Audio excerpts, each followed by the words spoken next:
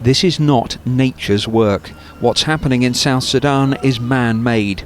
Hunger, malnutrition caused by civil war. Half the population doesn't have enough to eat. These pictures were filmed earlier this month, and today came confirmation of what aid agencies had long feared and predicted.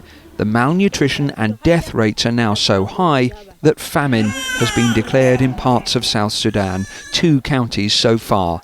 100,000 people face starvation, 1 million more are on the brink.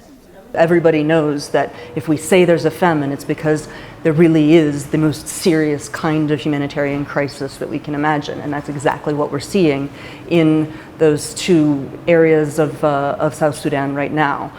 So it's not a word that we use lightly. 5 News filmed in South Sudan back in 2014 as the wider impact of the country's civil war between government and opposition forces began to emerge. The families we filmed with and aid workers told me the conflict, then a year old, had laid waste to farmland, disrupted trade routes and forced millions to flee their homes, crippling a country that would otherwise be able to feed itself. The call then was for South Sudan's leaders to open up greater access to humanitarian aid and for world leaders to push harder for an end to the fighting.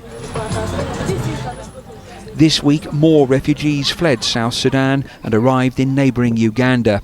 Here they have water, food and safety, but no idea if they'll ever be able to go home or what they might go home to. Peter Lane, 5 News.